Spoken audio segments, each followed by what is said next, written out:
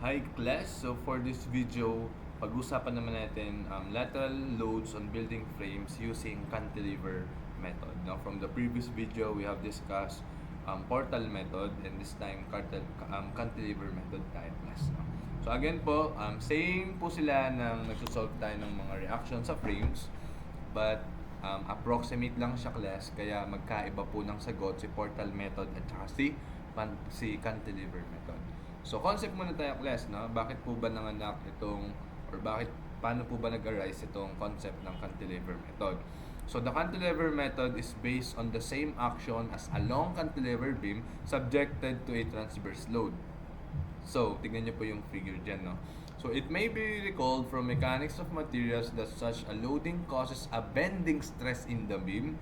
So, sa atin pong strength of materials or mechanics of materials, meron po tayong tinatawag na bending stress na kung saan ang formula natin doon ay MC over I.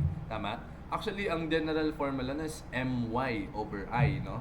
Wherein Y is the distance of the analyzed fiber from the neutral axis. Gaano ba kalayo itong particle na to para malaman natin yung bending stress doon. Ngayon, kapag po ibig sabihin class na yung formula na yun My over I, meaning the larger value of Y, the larger bending stress yung mako-compute po natin. Meaning, kapag ikaw ay mas malapit sa neutral axis, mas maliit ang bending stress mo, at kapag malayo ka naman sa neutral axis, mas malaki yung bending stress mo. Kaya nga MC over I, because C is the farthest point from the neutral axis. Kung rectangular beam lang naman yung na-analyze natin. So sabi doon, in a similar manner, the lateral loads on a frame tend to tip the frame over or cause a rotation of the frame about a neutral axis. So we have to get the neutral axis of the frame pala muna dito. Lying in a horizontal plane that passes through the columns between each floor. To counteract this tipping, the axial forces or stress in the column will be tensile on one side of the neutral axis and compressive on the other side. So, for example, lagyan po natin ito guys ng figure. Ito po yung ating cantilever beam. Lagyan natin sa beam yung concept. Kapag po ito ay nag-deflect, ang itsura niyan class is something like parang pag ganito siya. Okay? So, according po sa pinaka-deflection niya, sa upper part po natin, we have here tension and then we have here compression. Tama? Sa ilalim. Ngayon, meron siya guys, somewhere in between tension and compression. Yun na po yung tinatawag natin na neutral axis. Okay? So, neutral lang. Parang negative 1 to positive 1. So, ano yung neutral sa kanila? So, that is 0. So, parang ganun lang din dito. Yun nga lang, one side po is tension, then other side is compression. Same as in our frame. Tignan po natin itong frame dito, no? So, kung papansinin nyo class, ito pong frame natin or isang member, kapag sinubject natin yan sa load P na to the right, so ang stresses po na madedevelop natin dito ay in tension, no? So, considering upper part, so downward ito, meaning tension yung fiber dito sa mga point na yan. Ngayon, to the point na malapit na po tayo guys sa ating neutral axis. So, yung pinakagitna niya lang kung yan po ay uniformly. Kung uniform po yung section niya. So, ang neutral axis niyan class, wala po tayong stress na nade-develop doon. Ngayon, kapag sa other side na tayo, doon po ay nagiging compression naman. Kasi isipin nyo po, kapag ito ay nag-deflect, so parang paganto po yung itsura niya. Okay po? So, sa scenario na yung class, itong side na to ay nakakaranas ng tension at ito namang side na to is nakakaranas ng compression. So, dun po nanganak itong cantilever method na to being applied to the frames. Okay? So, again po, we're talking about the stresses. Ngayon, sa kanan naman na figure natin, same scenario, but this time in building frame tayo. So, we need to get first the neutral axis, lalo na kung iba-iba yung cross-section yan. So, kukunin natin yung neutral axis o yung pinaka-centroid ng frame natin dito guys. So, sige po. With that, we have also the different assumption. So una class, a hinge is placed at the center of each girder, parang tulad po sa ating portal method. Wala din pong moment dun sa center ng each girder. Then, number 2 assumption, column naman po. No, wala din pong moment sa mga gitna nila. Then the actual stress in column is proportional. So, note nyo po ito, no? Actual stress, hindi po bending stress, ha? So, actual stress in column is proportional to its distance from the centroid of the cross-sectional areas of the column at a given floor level. So, once po mahanap nyo si neutral axis, kasi class, neutral axis means one member lang, you know. Since ito po ay frame, instead na tawagin natin siyang neutral axis, tatawag natin siyang centroid of the cross-sectional areas of the columns. For example, sa top view, ito yung isang column, pangalawang column, and then pangatlong column. So, magkakaiba po sila ng size, and malay mo, malamang nandito po yung pinaka-centroid niyan. So, meaning, kung ito po yung pinaka-centroid niyan, class, ito pong mga columns na to ay merong mga stress na hinahawakan, and the moment po na mas malayo sa centroid, mas malaki ang kanyang axial stress. Okay po? Axial stress, no? So, kung malaki po yung axial stress niya, ibig sabihin, nagva-vary po siya linearly or proportional to its distance. So, yun lang po yung ibig sabihin ng wordings na yan. The moment po na malapit kay neutral axis, maliit lang din ang axial stress. Okay po? Kaya nga guys, no, halos makonect natin siya sa portal method. Kung naalala niyo po yung example number 1 natin doon, meron po doon guys na ang axial force doon sa gitnang column natin ay 0. Kasi nakagitna po yun, nasa centroid po yun mismo, nasa neutral axis yun ng frame natin. So kapag gano'n class, wala pong axial stress sa column na yun. So, ganun din pala halos ang assumption dito sa ating cantilever method. Iba nga lang yung pag-generate ng mga axial forces sa mga columns natin. With that po, solve tayo ng example. Example number 3. Ayan po, no? Sana nakikita niyo yung aking screen. Sabi dito guys, sa example number 3 natin. By the way, 3 ko siya tinawag. Sample 3 siya kasi that's our third example, no? Kung kung magsisimula tayo dun sa portal method. Continuation lang kasi ito class. Sabi dito, determine the approximately the reaction at the base of the columns of the frame shown in the figure. So the columns are assumed to have equal, okay po? So equal cross-sectional areas. Plus, kung equal lang pala yung mga columns natin, ibig sabihin po, yung column CG natin na to, at saka DF natin na yan plus, ay parehas lang ng area. At mukhang isang bay lang naman yan, no? Isang bay lang yan. So, mako-consider natin class na ang atin pong centroid ay matatagpuan class dito lang sa gitna. So, guys, ang gagawin natin, first assumption. Sabi kanina, dapat po, meron po tayong mga hinge kada center ng girder at saka ng columns natin. So, that's our first assumption. Tapos, according din po dun sa ating PowerPoint, so asa na yan? Sabi natin dito, class, ayan, sabi doon, at a given floor level. So, same po sa portal method, no? Ang pag-a-analyze po natin dito is floor level per floor level. So, gagawin ko class, i-cut ko muna siya dito. So, sa portal method, di ba, may V tas may 2V. So, dito class, cut ko po ng ganyan, then first level muna tayo. So, ang makikita natin doon is ito po. So, nag-cut ka doon, then ganyan.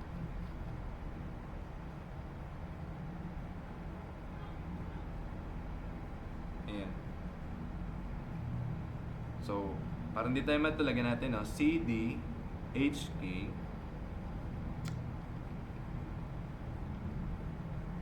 CD, HK, tas ito po yung pinaka-high natin. So, we have here 6 meters. Nag-cut tayo, so ito po ay 2 meters lang. Then, also, we have here 2 meters. Okay? So, Guys, again po, ang first step natin, kailangan alamin natin yung neutral axis, yung pinaka-centroid. So, sa pagkakataong to, hindi natin kailangan alamin or isolve kasi alam mo na nasa gitna yun eh. Kung magkaiba sila guys ng area, malamang po mababago yung ating centroid. No? Pwedeng mausal sa kaliwa ng konti or sa kanan. So, with that po, ito po yung pinaka itsura ng ating center of gravity. So, tawagin ko na lang siyang CG. Okay? O, sige, kahit wag mo nang tawagin CG, no? Okay na yan. So, ngayon, ito po yung natin, no? Pinang-cut natin. Don't forget po na meron po tayo ditong 30 kilonewtons. Maaari pong makatulong yan sa atin to generate equations. Okay po. Sabi natin, ang stresses. So, dodrawing ko po yung mga stresses. Simula po dito sa centroid natin, habang lumalayo, nagva-vary po tayo ng proportional dito. Okay po? So, since ito po ay nasa kaliwang side at kita naman natin yung forces natin is pakanan, obviously class, ito po ay mga tension. Then pagdating dito class, nagva-vary po siya linearly. So, ang kanya naman pong kind of stress is compressive stress po tayo. Ngayon, ang magnitude sa point na yan, yun po yung tinatawag natin na stress kay H. Okay po? Pero since vertical po yan, tawagin natin siyang stress kay HY. Okay? So, stress kay HY. Hindi po yan force mismo. So, that's just a stress. So, kaya naman class, kung gusto mo lang naman kunin yung pinaka-area mo, then therefore, ang solution mo dito is gumamit ka ng force over area. Okay? So, for now, ito po ay stress kay K. Pero, yun po ay naka-Y naman ngayon. Okay guys? So, class, gantayin po natin. Kunin po natin yung pinaka-force kay HY mismo. Kung may stress HY ka, yung pinaka-force mo dyan, tawagin na natin siyang force over area ni HY. Ang stress naman ng ating KY is equal to force, which is KY, yung force dyan, then divided by area. Okay? So, kung gusto ko pong kunin yung mga force natin na yan, so meaning, yung force kay HY is given by stress kay HY times area. Then, ang ating force kay KY, vertical force kay KY, is just equal to stress kay KY, then times area. So, stress times area lang po yung gusto nating patunayan dito. So, meron ka na pong value ng ating HY. At dito naman class, vertical dito, ito po yung ating KY. So, may stress ka, may force ka. So, now, generate ka ngayon ng equation. Ikaw na po yung bahala para ma-solve mo si HY at saka si KY. Kasi kapag meron na yan, tulad po ng ginagawa natin sa cantilever method, pwede na tayo mag-segment per segment nang hinihiwalay yung mga pin natin dyan na in-assume. Okay? So, I think po, tawagin ko na lang siyang, wala pa namang O. So, tawagin ko na lang tong point O. Sige, class. So, point O. Kaya naman, to generate the equation, magsasummation ako ng moment kung saan nandun po yung pinaka-centroid natin. Sige po, kahit clockwise, positive na lang. So, pag tayo dito ay nag-moment, so magiging 30 times 2. No? Ito po muna yung lalabas. 30 times 2. Then, this one po is downward kasi yan po ay tension. Okay po? Then, this will become negative. Okay po? Negative HY times 3. Kasi kung ito ay 6, malamang ito po ay 3 meters lang. Okay? Then next natin class, this also negative, yung KY naman natin. Negative KY times 3 is equal to 0. So wala kang masosolve kasi nga guys, dalawa po yung handog. KY and then HY. Pero okay lang yon. Later, mas ma-generate natin yung required equation natin. Okay? So that's our first equation. Kasi wala tayong masolve eh. Kung nag-summation ka ng moment, that's our first equation, unknown sa HY at saka si KY.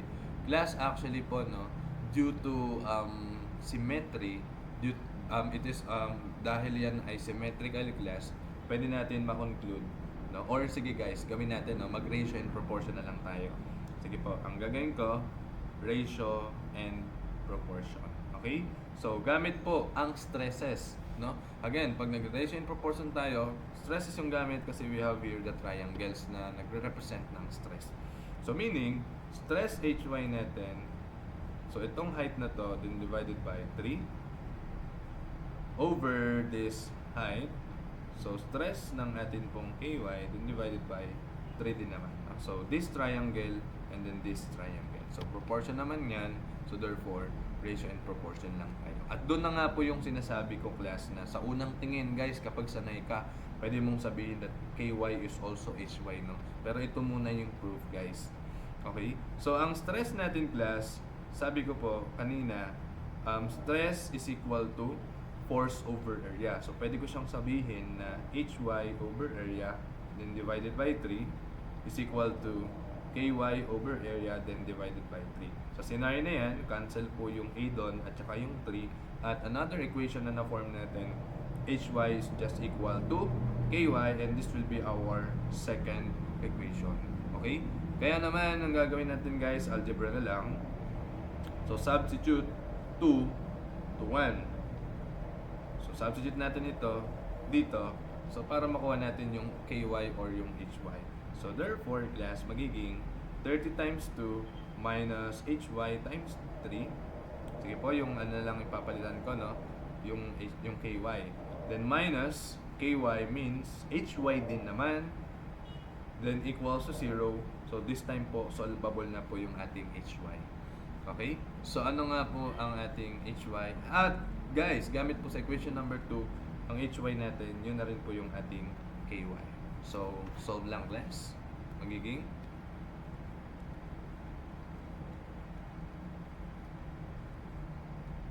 that's 10 actually, no? 10 kilonewton. Okay. So, kung meron ka na pong HY, actually po, meron ka na rin pong KY, saka tayo magpatuloy. So, ang gagawin ko lang, guys, proceed ako sa another level. So, stop muna po ako dyan. Proceed ako sa level na to, kung saan, class, kailangan kong mag-cut dito kay GL natin. Then, consider upward pa rin po ako. So, ito na po yung magiging scenario kapag ginawa natin yun.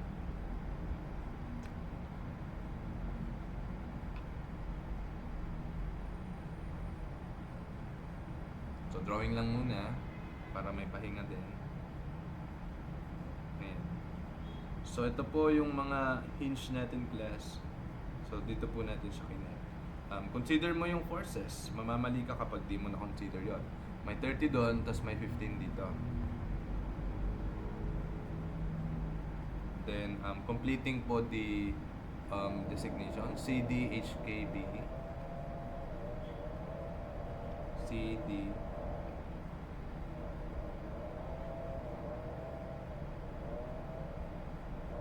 BJ. Ayan po, no? Then, dun po tayo nag-cut sa GL. Ayan. So, kompletuhin natin yung mga distances pala. Ayan. So, we have here 6 meters, then 4 meters vertical. So, we have here 3 meters, 3 meters, 2 meters, 2 meters, 2 meters. A total of 4 meters. No? And then 2 meters. So, 2, 2, and then another 2 meter here. Okay? So, now, ganun pa rin. Kaswertihan natin, class. Symmetrical pa rin ito. So, meaning, nandito lang po yung ating neutral axis or yung pinaka-centroid. Then, dyan ako, guys, magko-consider ng point ngayon. So, ito po yung ating centroid. So, meaning, nagva-vary po linearly ang ating mga stresses, no, from there. So, we have 0 axial stress there. Then, pagdating ng palayo, nagva-vary po yan hanggang sa makapunta ka na dito sa point na to. Ang tawag dyan, since G na po yan, tawagin natin siyang stress kay G, tapos vertical pa. Okay? So, meron po tayong ganyang klase ng direction. So, pagdating naman po kay L, ito po ay compression. So, meaning, consider upward, so dapat pataas din siya para maging compression siya. So, ito po si ating stress kay L, pero vertical. Okay? So tawagin natin siyang sigma Ly. Again, may mako-compute ka po dito na force. So ang tawag sa atin doon, since downward siya, tawagin ko na lang siyang Gy. Tapos ang mabuong force dito, tatawagin ko na lang siyang Ly. See the difference between stress and then force. Stress is equal to force over area. Lagi po iyon. Kaya naman, tawagin ko na lang siyang O prime. Sige guys, no? Tawagin ko po itong O na may prime. Lagi po, no, magmo-moment ka lang. Summation tayo ng moment kay O prime is equal to 0 considering clockwise as positive. So, para mag-generate tayo ng equation para makuha natin si Gy at saka si Ly. So, this will become what? Pag nag-moment po ako dito, magiging 30 times 6. Tama po ba? Yung lever arm niya papunta dito ay 6. Then, plus 15 times 2. Okay? Then, meron po tayong negative Gy. So, yan po ay pa-counterclockwise. Times 3. Then, also negative force, no, na ating Ly, which is times din natin ito kay 3. At, wala po tayong masosolve. So, tawagin natin siyang equation number 1. Then, another, sabi ko po kanina, pwede po tayong mag-ratio and proportion gamit yung mga stresses natin. So, gamit po si ating stress Gy. So, ratio and proportion tayo, class. So, magiging stress Gy over this height over this length, which is 3, is equal to stress kay Ly over this length, which is 3 also. So, alam natin, class, na Gy over area, then this will become Ly over area. At yun nga, class, na ang gusto lang natin patunayan, the force in Gy and then Ly is just equal kasi nga symmetrical lang naman sila. Pag ito naging 4, malamang iba na yon. Okay? So magbabari na po yan. So ngayon, class, ito po yung ating equation number 2. Then yun na, tulad sa taas, substitute equation 2 to equation number 1. So this will become 30 times 6 plus 15 times 2, then minus Gy times 3 minus Ly. So instead of Ly, tawagin ko na lang din siyang Gy para may nasi-shift solve tayo, is equal to 0. So makukompute nyo dyan, Gy na siya rin namang value ng ating Ly. Okay po? So with that, guys, shift solve.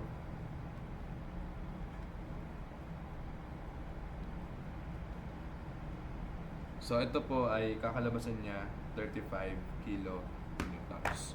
So ngayon, analyze na po natin yan segment by segment. Tulad nung ginawa natin sa sa portal method. Sige po.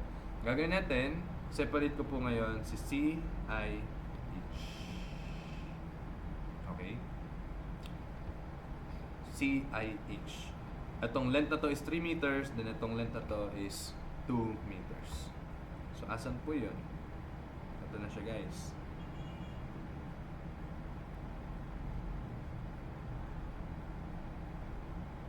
meters, tapos ito naman ay 2 meters. Dito na po yun, mga hinge natin. Tama ba? Okay po, so ganun. Ang tanging force na meron po tayo dito, syempre meron tayong 30 dyan, 30 kilonewton.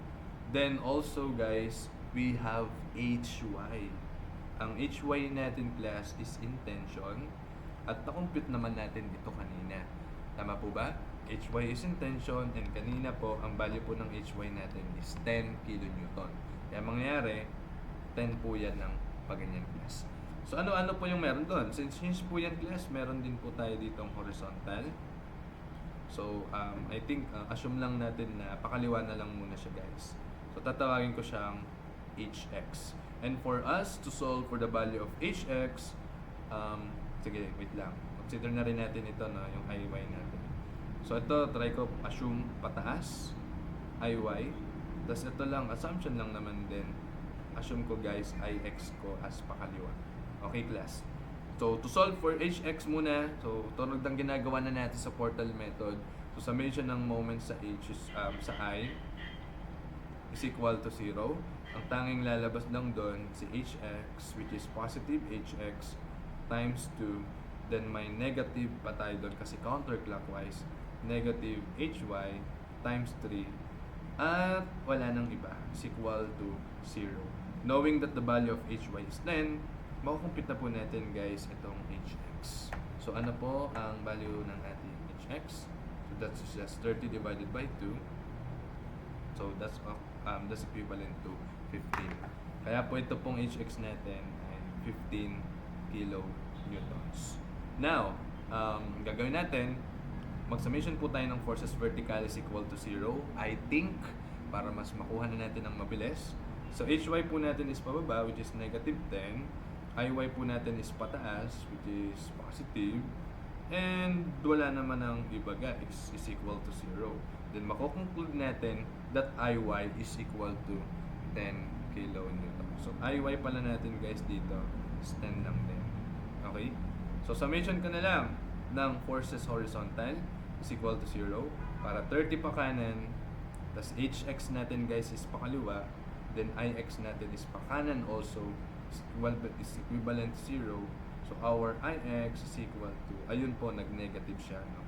So negative 15, meaning po dapat po ang ix natin is pakaliwa. So itama na natin siya guys para hindi po tayo mamali sa dulo. So ix po natin is 15 to the left. Okay? So, ganun lang po, no? Parang ginawa na natin ito sa cantilever method. Sa portal method.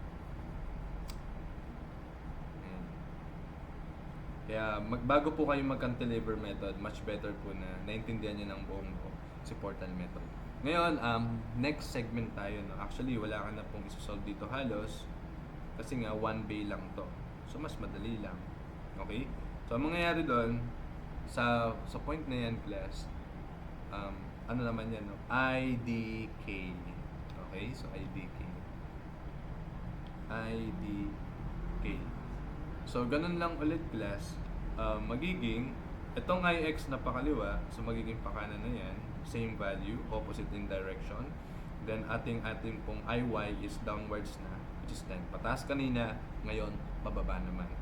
Then, dito, obviously, our K, guys, is upward. And that's obviously 10 para lang to maintain equilibrium, para makontra niya class. And obviously po yung atin pong horizontal component, no, is pakaliwa para makontra niya din yung 15, and obviously dapat 15 din po yun. Okay class? The next, proceed po tayo, no, for the other level. So baba pa po tayo. Wait lang, nahihilo tayo class. Ipe-paste ko lang po ito dito sa baba. Ayan guys. So, tanggalin na lang natin siya mamaya, no? Kapag di na natin siya kailangan.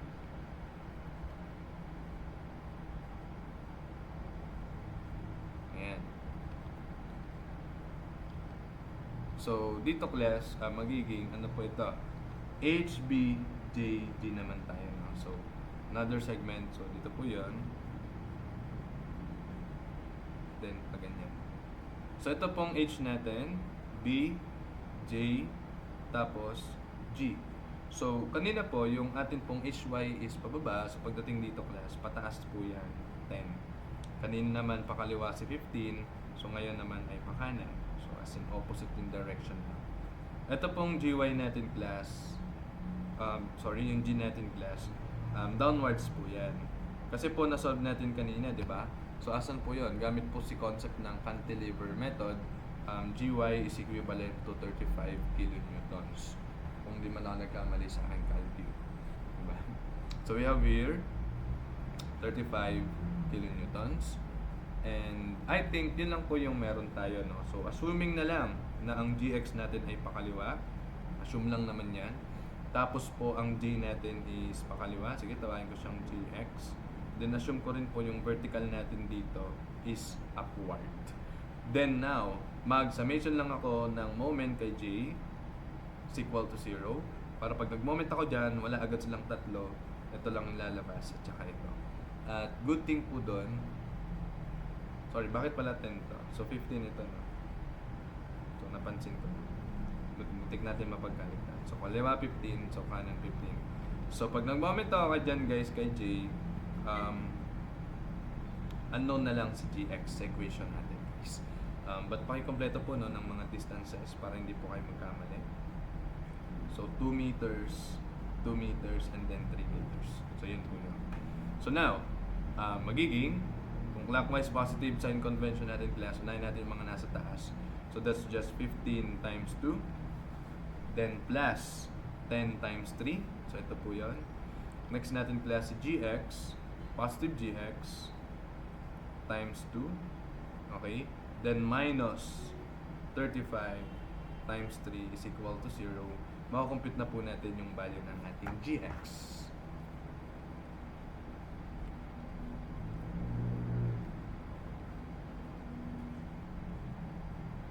So 22.5.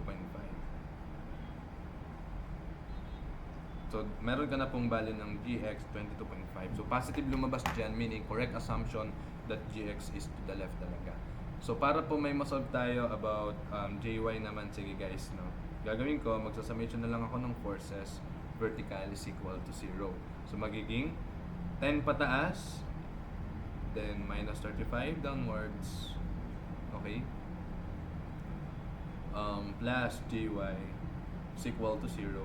So JY natin class is equivalent to 25 po. No?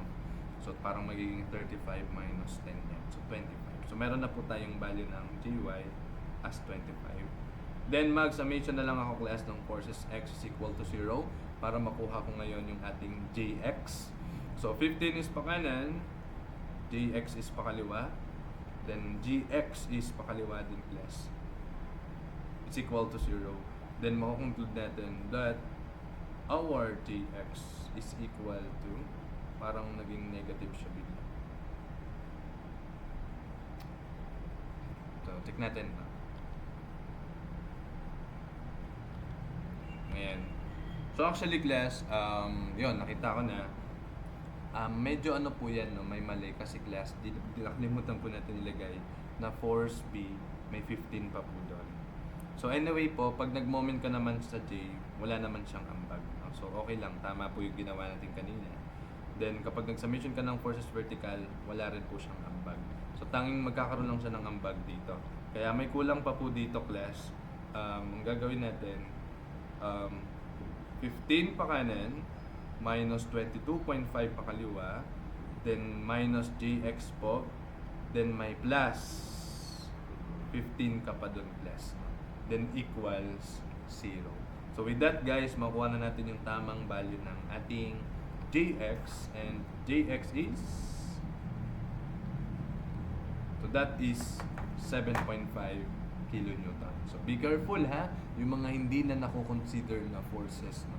So this is equivalent to 7.5 kilonewton. So again po, buburahin ko na to. So parang scratch lang naman natin yan kasi purely statics lang yung ginawa natin. Then once na natapos na po tayo sa segment na to, so proceed na po tayo dito. So anyway, parang pasa-pasa lang naman ito guys, no?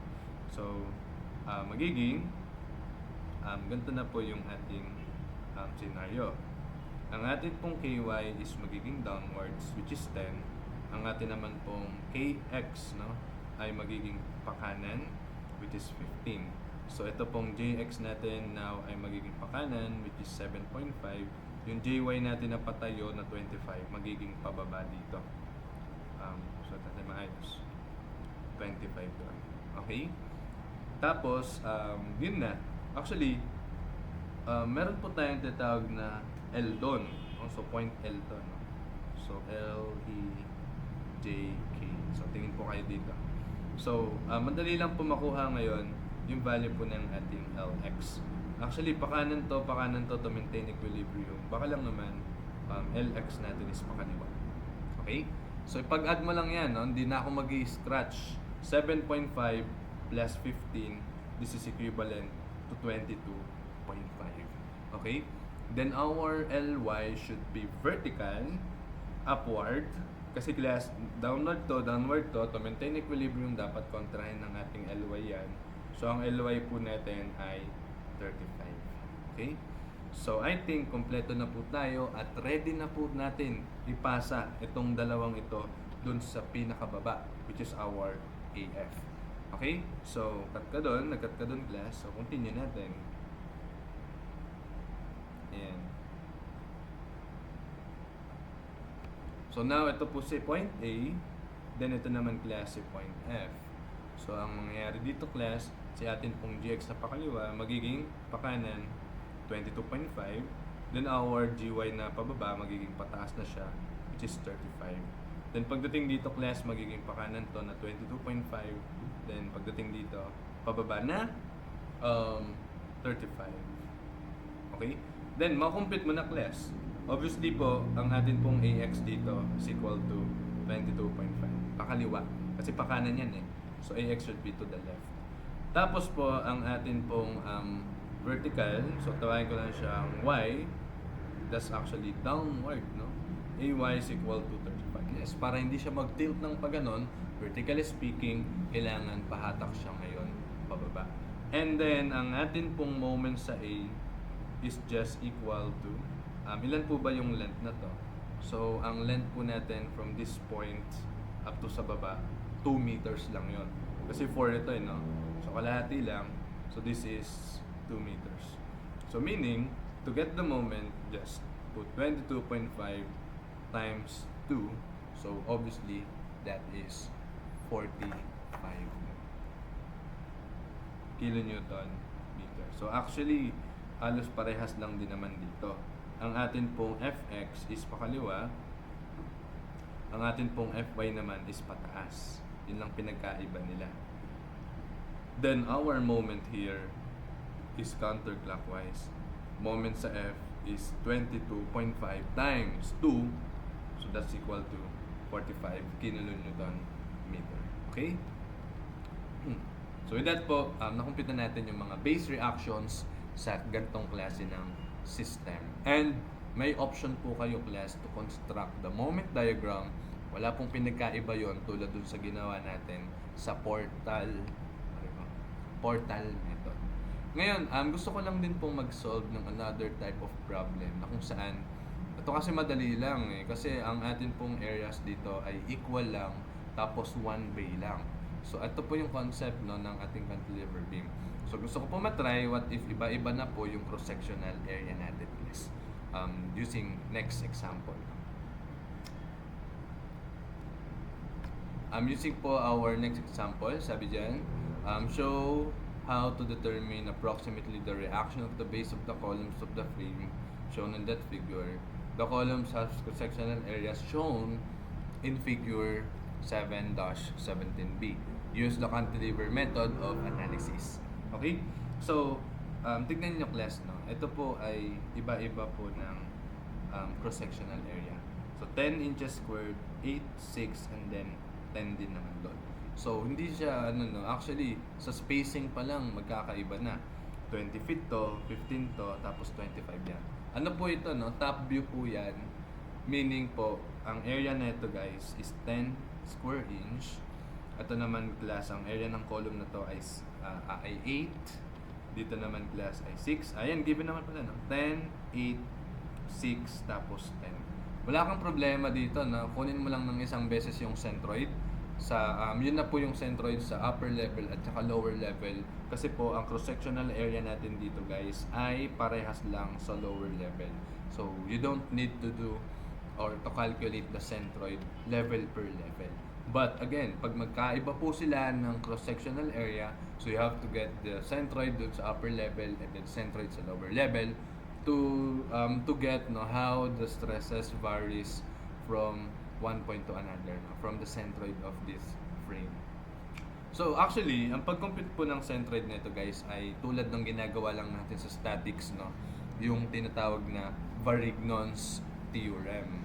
Okay, so according to the Varignon's theorem, so that's just total area x bar is equal to the summation of AX. So obviously, class, ang reference line natin is dito na, no? Dito na po din drawing nung ating problem kasi doon na siya naglagay ng x bar. So gano or saan yung location ng x bar measured from the very left column. Okay? So first of all, ang total area nito, guys, is area nilang 4, no? So ilan po ba ito?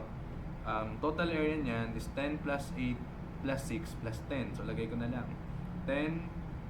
Actually mabibitin tayo sa space. Ito ko na lang lagay.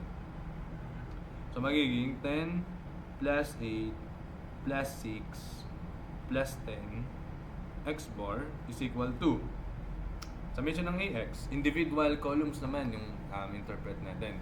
So itong 10, ang area niya is 10. Ang distance niya sa reference natin ay 0. Then plus, next area natin is 8. Ang distance niya guys sa atin pong reference line is obviously 20. The next po natin class ay 6. At ang distance po niyan sa ating reference line is 20 plus 15. So that is 35. Then plus, yung last natin guys which is 10. Ang distance niya po ay 20 plus 15 is 35. Tama? Plus 25 is 60. So therefore, makukompute mo na yung x bar. Sir, okay lang po yun na ginamit natin pong mga areas ay naka-square inch, pero yung mga distance natin ay naka-feet. Yes, okay lang po yun. Kasi po pagdating dito, pagdating dito mga naka-square inch to, so cancel lang po yung square inch nitong mga to. Kaya ang sagot dito guys ay naka-feet na rin. Naka-feet na rin po. Okay? So English system nga lang tayo. So para masanay din tayo guys. Ano po ang value ng ating x bar?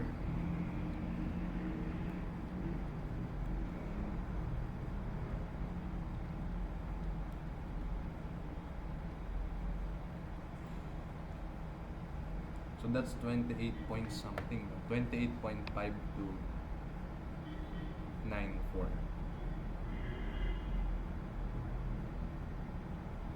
feet. Okay?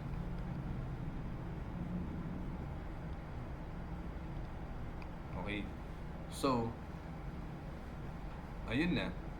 Ang gagawin na natin class, first assumption, maglalagay po tayo ng mga hinge doon. Sa gitna na yung class, ng columns, at saka ng girders natin. Then we analyze it po, no, level per level, knowing that the distance of the centroid is located from 28.5294 from the very left natin class. Kaya naman, i-interpret ko na po or i-cut ko na po sa segment na to. Okay? So cut ko na dyan. Consider tayo nung sa taas.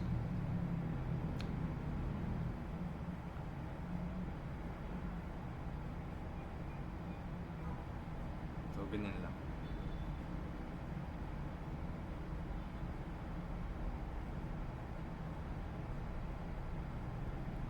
So therefore, ito na po yung mga pinat natin na yon.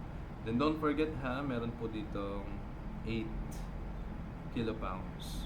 Force po yan. Okay po? Force po yan. So, wait lang. Tignan natin. So never mind that. So anyway class.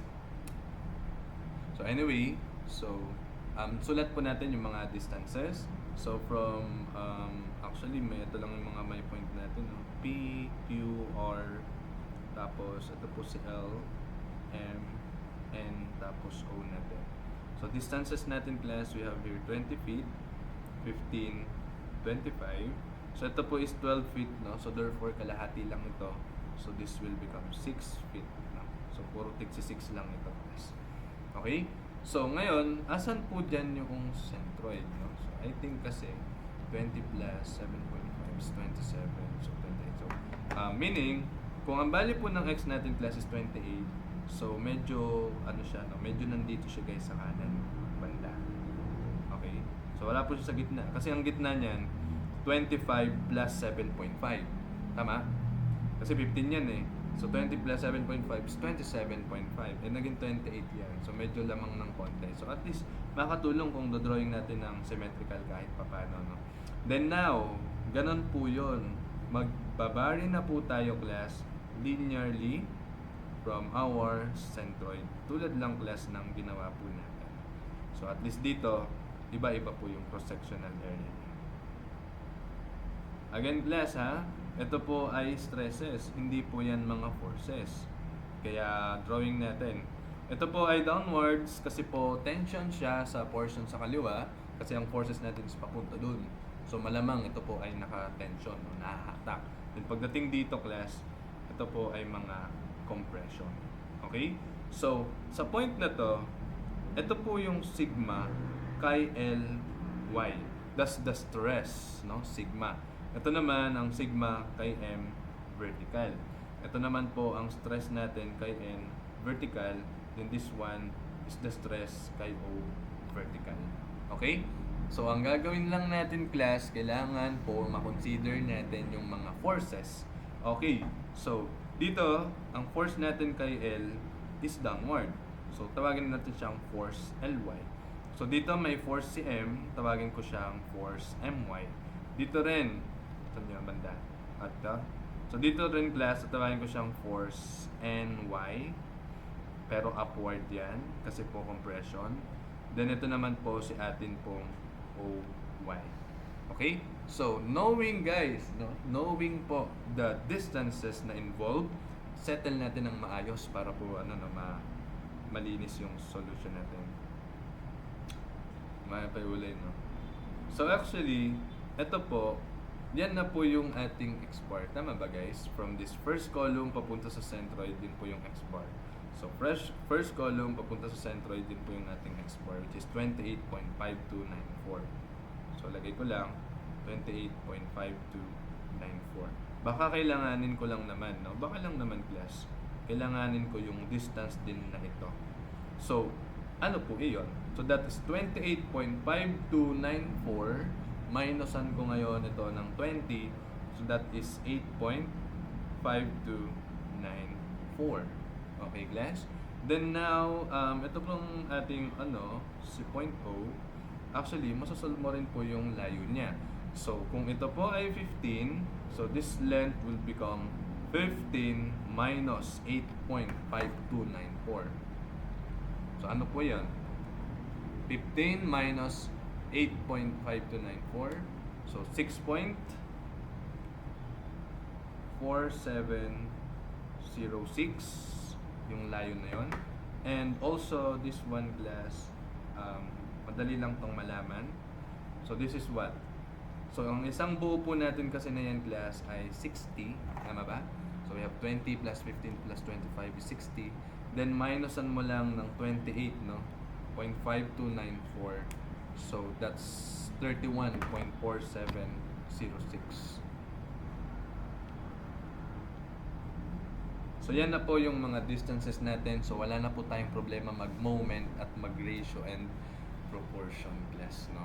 So, medyo maproseso talaga kapag cantilever method. So, at least, di ba? Solve natin. So, yun na. Kailangan may masolve tayo dito class ng mga forces. No? Kahit isa lang, Ly, My, Ny, or Oy. Then, hanapin natin yung mga relationship between them. Sige po. First natin, tawagin ko na lang tong O. Sige class. Mag-summation po ako ng moment sa O is equal to 0. Ano po yung mga forces na lumabas? May 8 po doon. So that's just 8. No? Note nyo na lang po ang unit. Nakakilo pounds po yan. So 8 kips times 6 kilopounds foot. So dito po tayo nagmo-moment. So 8 times 6. So ito naman class, unahin natin yung Ly. So that's just a counterclockwise. So negative Ly times distance siya po sa centroid. That's 28, no? 0.5294. Then natin My is counterclockwise also. So My times 8.5294. Then our Ny, no, yung force Ny natin is negative because that's counterclockwise also. Pag dito nagmo-moment. So times 6.4706. Then lastly po, yung atin pong Oy. So ba't Oy pa? Sorry, N lang yan. Ny. Then lastly class, our Oy is counterclockwise. So negative Oy times 31.4706 is equal to 0. So to check, dapat po may 1, 2, 3, 4, 5 forces dyan. 1, 2, 3, 4, 5 forces. So wala kang nakalimutan. Lahat po na-consider mo unless may nakalimutan kang i-drawing. Okay, so mukhang wala naman. Gawa ka na lang ng paraan para ngayon ma-simplify itong ating equation. Okay, so naisip ko class na lahat po sila ay akin pong i-express in terms of Ly. para po pag napalitan ko to ng ly, ly, ly, si ly na lang yung unknown. Kaya magre-ratio and proportion na ako this time na ang reference po natin class is si ating ly. But note, bawal kang mag-ratio and proportion gamit po yung pinaka-forces. Dapat po stresses. Sige guys, unahin po natin itong stress ly. Stress ly, so this length, so bigger triangle, so that's 28.5294. And this should be equal to our stress kay my. So yung length na, yung height na yan, then over this length, which is 8.5294. 8.5294. So, tuloy ko na lang din dito. Ang stress natin class is force over area. So, ang equivalent nito ngayon is force then divided by the area. Ang tanong ko class, ano po ba ang area ng column L natin? Ang column L natin class is naka 10 inches po tayo. Okay? So, wag na tayo mag-convert. Basta po, ano yun yung gagamitin natin class, no? Areas natin is naka-inches squared. Ang forces natin is naka-kilopounds. Kakancel din naman yan mamaya, guys, no? So, gutom na ako. So, anyway, force over area. So, Ly over 10.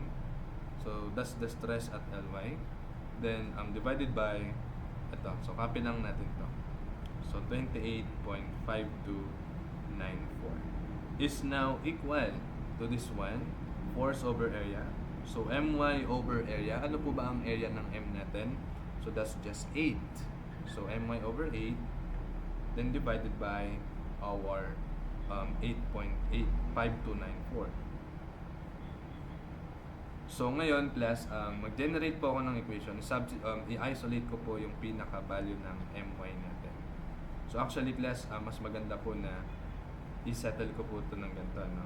So, ly now over, ito po, magiging ano na to, 285.294. So, para mamaya, guys, hindi ko na gagawin kay ly. Doon ko na lang sa mga ibang poste or columns gagawin. So, simplify ko lang yan, class, no? So, ito pong denominator natin is ito times natin, class, sa 28. So, magiging 285.294 na tayo. So, tama ba yun, guys? So, yes, no? Yun. Then, equal, so, simplify natin to, class. So, magiging my over, so, 8 times 8.5294. So, this will become 68.2352. Then, therefore, mako-conclude natin, class, that my, sige po, color blue natin, that our my is equal to, i-cross multiply ko to doon, guys, no? So, tignan nyo, di ba? Parang na-cancel lang din naman yung mga units natin. Kasi, nagdi-divide lang din naman tayo. So, magiging, ito, divided by this one, tapos naka in terms of ly na po tayo. Okay? So, magiging ano yun? 68.2352 divided by 285.294. Medyo marami siya. So, at least 4 decimal siya. So, 0.2392 natin siya ng ating ly. So, kung nagawa mo siya, guys, sa ating my, so, nagawa natin dito, so, syempre, hindi yan magpapatalo. No? So, gagawin din natin yan sa ating sigma ny. Sige po, pakigawa. So, actually, ito pong nasa left part natin, pwede ko na lang computin to. Or, pwede ko na lang ito, guys, kuhain. Okay? So, yun din naman kasi gagamitin ko, class, no? Reference ko nga yan para we are only one unknown here. So, magiging ly, then divided by 285.294. So, that's just a force over area neto, then divided by dito. So, literal po na ratio and proportion lang. Gamit po itong big triangle na to. Okay? So, equals. So, dito ko na lang i-apply yung yung force over area. So, that's just sigma dito sa ny natin. Sigma ny. So, this height ng ating triangle then over this length. Okay? Which is 6.4706. 4706. Knowing, okay, so sige, rewrite natin para malinis. So knowing po class na ito po is force over area, so our force is Ny, then divided by area. Guys, ano po ba ang area ng ating column N? Sa column N po natin class, ang area po natin doon ay 6. Tama? So ito po yan. Or yan guys. So 6 po yan class. Magiging 6. So force over area, then divided by, copy natin to, 6.4706. So actually, pwede na akong dumiretso sa color blue, no? Naka-express na ako ng value ng Ny. So ang Ny ko ngayon class, sige po, times nyo na lang yan, tapos cross multiply nyo doon, so paki-simplify. So magiging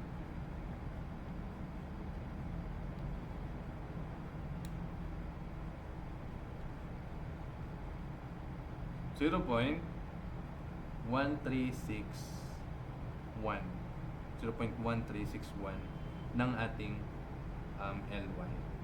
So, ginawa ko 6 times ayon, tapos yun, dinivide natin sa 285.294. So, ito lang din po guys yung kakalabasan noon. Okay? Next po natin class, from our ratio and proportion, I think last naman na ito. Again po, gagamitin ko lang din yung relationship ng ating Ly. So, 285.294 is equal now to this one. So, sigma O tayo class. So, ang height po ng triangle na to, so sigma OY, sigma ng OY, then over this length, no, yung tong haba po ng triangle na to is 31.4706. 4706. Sige po, copy ko lang yan. Is equal to, this one's rest should be force over area. Ang force natin dyan is OY. Then, ang atin pong area class is, ano po ba ang area ng O natin?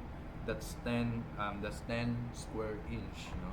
So, divided by 10 lang din po ito. Then, divided by, ito na, 31.4706.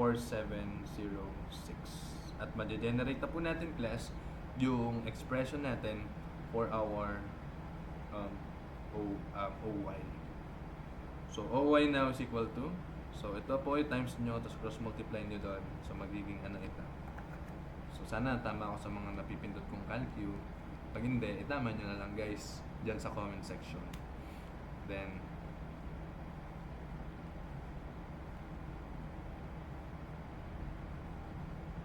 so this is naka 1.1031 ng ating Ly. Medyo naglalag ng aking laptop yata. Ayan. Okay po. So now, kung meron na po tayong value ng Ly, sige, tawagin ko tong, actually na para maganda, tawagin ko siyang equation 1, yung kanina, equation 2, equation 3, tapos equation 4 naman dito. So, ang solution natin dito class, substitute equation 2, 3, tsaka 4 sa equation number 1 class. Kaya ang kakalabasan nito class is 8 times 6. So, tignan nyo na lang to. No? Tignan nyo po ito. So, 8 times 6 minus Ly, 28.5294. Okay po? Then, minus My. Ang atin pong My is 0.2392. 0.2392 ng ating Ly. So, My pa lang yon. Okay? Then, don't forget na naka-times pa po ito kay 8.5294. Okay? Then, ang ating Ny glass is equal po ngayon dito sa 0.1361 ng ating Ly ulit. Then, that's already Ny pa lang. Then don't forget na meron pa po tayong 6.4706 doon. Then minus OY, na kung saan ang OY natin is 1.1031 ng LY. Then times 31.4706 is equal to 0. So actually class, ito po ay mga similar term. Pwede nyo po yung pagsama-samahin in terms of LY. Kung mahaba sa calculus, tapos hindi nyo kayang isip solve, so ito po siya, no? Magiging 8 times 6. So ang gagawin ko class, type ko lang po ito sa calculus. So magiging 28.5294, which is negative. Then minus ko po sa 0.2392 na times 8.5294. So ito po yung next ko doon. So sasama ko lang siya guys. Tapos minus ulit kasi negative itong ano na to. So minus 0.1361 times 6.4706. Then minus 1.1031 times 31.4706. So literal po na pinagsama-sama ko lang ito muna in terms of LY. So para po sa calculator class, ang magiging sagot is negative 66.1655 ng LY po natin.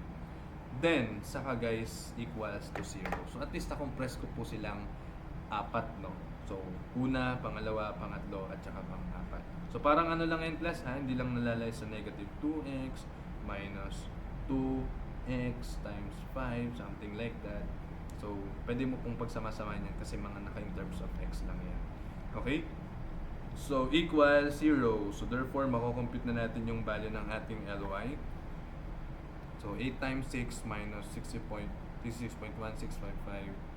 times x, no? So, ang atin pong LY is 0.7255 kilo pounds. 7254 kasi sa akin dito.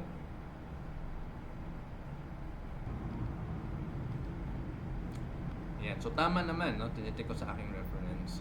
Hindi ko alam kung iba yung method niya doon po. Anyway, ito po ay nakakilo pounds. So, keeps po yan class. Kung meron ka na pong value ng AY, tignan mo, no? Substitute mo lang yan doon. Sunod-sunod mo nang makukuha si ating MY, NY, at saka si OY. So, ano po sa MY? Paki-substitute nyo lang po doon. Sige, yung rounded off na lang natin. 0.2392 ano nga to? Times LY, 0.7255. Yan, tapos ito po ay maging 0.1735 ng pips. So pakisundan nyo po ako ha. So our NY now, so ito po yon. So magiging 0.1361 times LY. Kasi ito yung LY na gagamitin mo. Sige po, pakisundan sa calculus.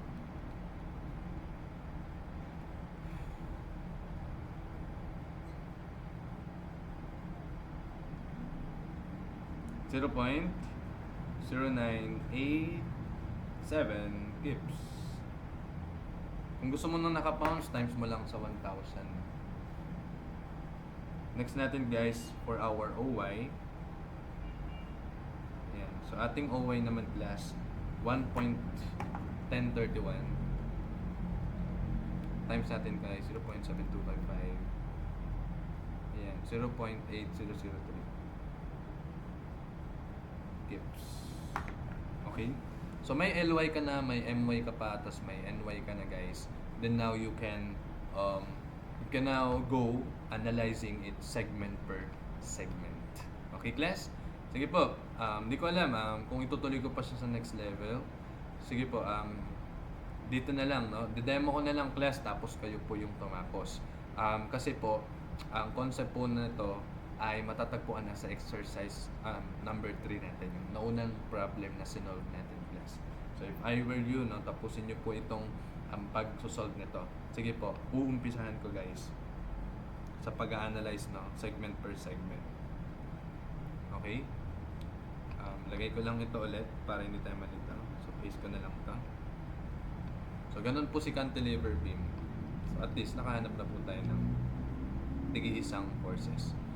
Imagine, no, kung gaano po kadali si portal method. Si portal method class, hahanap ka lang ng V. Tapos basta interior columns 2V. So meron ka ng isang force. So ito, you have to consider pa po the linear varying ng ating axial stresses. No? So we have here our 8 kilopounds. Then now, sulat ko muna yung letters. No? Ito po si P. Itong segment na to si P. Point na yan. Ito naman si L. Okay? So yan lang po yun. So, I think po, ito po ay downward. Yes, no, actually class, downward po si Ly. So, from the figure natin kanina. So, Ly now is 0.7255. So, ito po yun. Okay? So, malamang, meron po ditong Lx. Dito naman class, meron din po tayong Px tsaka Py. So, ano kayang assumption natin dito? So, assume natin na pakaliwa na lang. Tapos po yung atin pong PY, assume pa natin na pataas. Yun lang. So, since meron ka na pong isang LY class, madali na lang pong makuha yung pinaka-value ng LX. Considering the sizes, 6 po ito. Tapos ito naman po ay 10 feet. Okay po? So, kalahati, no? Kung 20 yan, 10 feet po tayo doon. Okay? So, mag-summation lang tayo ng moment kay P is equal to 0, clockwise is positive. Ganun na. Tulad ng ginagawa natin sa example natin kanina, guys. So, this will become Lx times 6. Tapos po yung ating Ly is negative Ly. 0.7255 times 10 is equal to 0. Silang dalawa lang naman yung lalabas. Then, ma-compute na natin si Lx as 7255 yun. Okay.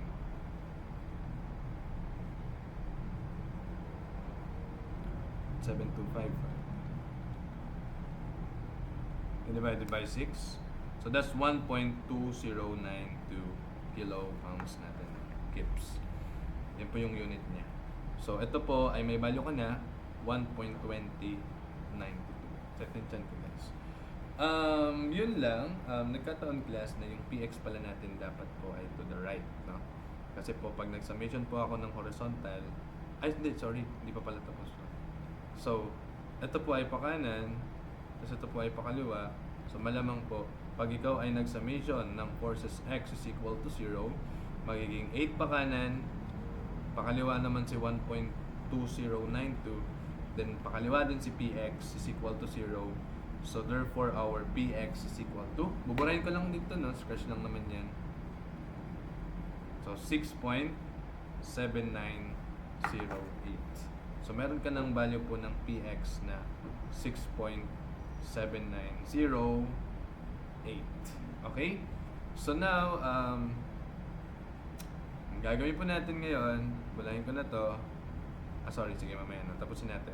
Mag-summation tayo ng forces vertical is equal to 0 para malaman natin si PY. Actually, wala naman pong ibang vertical force dito. LPY lang at saka LY. So, this means that our LY, that our PY is 0.7255. Okay? So, burahin ko na siya, class. And that's it, no, for this video. Medyo nakakahingal siya, guys. Pero, tiyaga-tiyaga lang.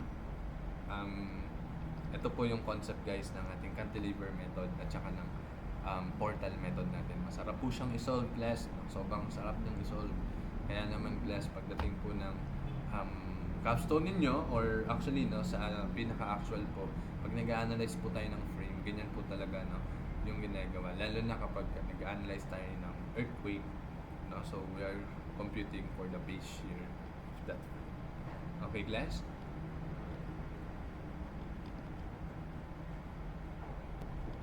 Ayan po, no. So, again po, hindi pa po yan tapos. Itutuloy nyo po yan hanggang po dito sa sabihin na to, dito, at saka doon. So, pasa-pasa na lang naman yan, class. So, isang pa ganyan, isang pa ganon, tapos pa ganyan. Okay po? Then, for the next level, you have to do this also. Pero, guys, may pattern po yan, no? Actually, kapag ka nag-next level ka, kapag bumaba ka pa, class, ito lang din yung itsura ng triangle na gagawin mo.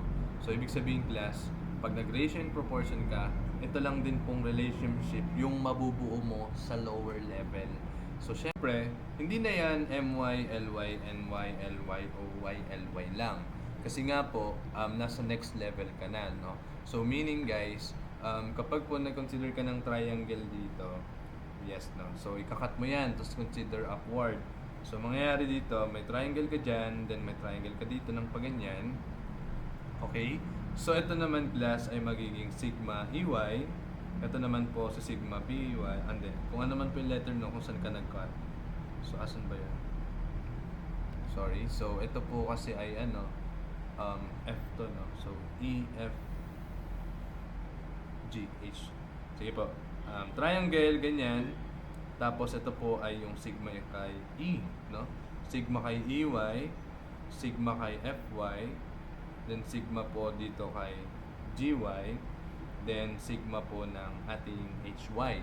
So, kanina, ang meron tayo class is itong mga dito na nag-cut tayo dito pala, tapos may triangle tayo ng ganon. So, imagine mo, same na same lang naman yung centroid, same lang yung lens natin, same lang din yung area natin class. Kaya po sa next level natin, ito lang din talaga yung ma-generate mo. Yun nga lang, ito yung MY mo kanina, magiging FY na ngayon. Okay? Yung LY mo ngayon, yung LY mo kanina, di ba dito sa LY, magiging EY na ngayon. Okay? So, sige, sulat ko. Magiging ano na ito na, FY is equal to 0.2392. Tapos po, ng ating LY, kung nandito po yung LY natin, so therefore, EY naman yung doon. So, magiging EY naman ito. Okay? So, next mo, NY. Yung NY natin class, asan po ba yon? Nandito yung banda. So, ibig sabihin, katumbas nun, GY naman. So, parang GY is equal to this one. So, 0.1361 EY naman. Okay? So, ganun lang yung class, no? So, lower level. Kaya hindi mo kailangan gawin ulit yung ratio and proportion. Kasi nga class, same centroid lang tayo, same lens tayo, rise over run, same lang tayo dyan. Then finally po, yung kaninang OY mo, nasan ba si OY? Nandito sa dulo, no? So yun naman yung ating H guys, no? So HY naman yun. So HY is equal to 1.1031 ng ating EY. Then sa substitute mo lang yon, no? So ang tanging magbabago lang dyan class is ito pong pinaka-value ng moment natin. So kapag nag-moment ka kasi guys dito sa point na to, di ba dyan na yun? Lalabas na dun si 8, iba na po yung distance. Then lalabas din po yung 10, iba na rin, may distance 8 feet ka din dun. Tapos lalabas din po yung EY, FY, GY at saka our HY. Okay lang, substitute mo lang yun dun. Then you have one unknown only. Shift solve, makuha mo na yung value ng ating kanina LY, ngayon makuha mo na yung EY mo. So, continue from the lower level. So, magiging ganito pa yan. So, another ganyan, ganto, then ganyan. Then, pasa mo guys hanggang sa makuha mo yung pinaka-base reactions natin na axial, shear, tsaka moment. So, if I were you, itutuloy ko po yan sa bahay para mas ma-practice ko po itong cantilever method natin. So, with that class, thank you for listening. Good luck po, no, and God bless us all.